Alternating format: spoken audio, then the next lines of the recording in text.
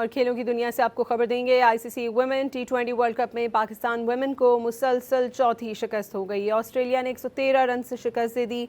Leeds में खेले गए मैच में ऑस्ट्रेलियाई वुमेन टीम ने पहले खेलते हुए 7 विकेटों पर 199 रन स्कोर किए। एलिस पेरी 71 रन बनाकर नुमाया रहीं। जवाब में पाकिस्तान टीम सिर्फ 86 रन बनाकर आउट हो गई। और खेलों की दुनिया से आपको खबर देंगे। आईसीसी वुमेन टी20 वर्ल्ड कप में पाकिस्तान वुमेन को मुसलसल चौथी शिकस्त हो गई। ऑस्ट्रेलिया ने 113 रन से शिकस्त दे दी।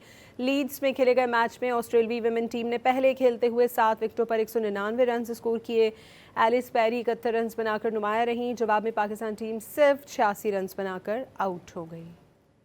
और खेलों की दुनिया से आपको खबर देंगे। आईसीसी वुमेन टी20 वर्ल्ड कप में पाकिस्तान वुमेन को मुसलसल चौथी शिकस्त हो गई। ऑस्ट्रेलिया ने 113 रन से शिकस्त दे दी। लीड्स में खेले गए मैच में ऑस्ट्रेलियाई वुमेन टीम ने पहले खेलते हुए 7 विकेटों पर 199 रन स्कोर किए।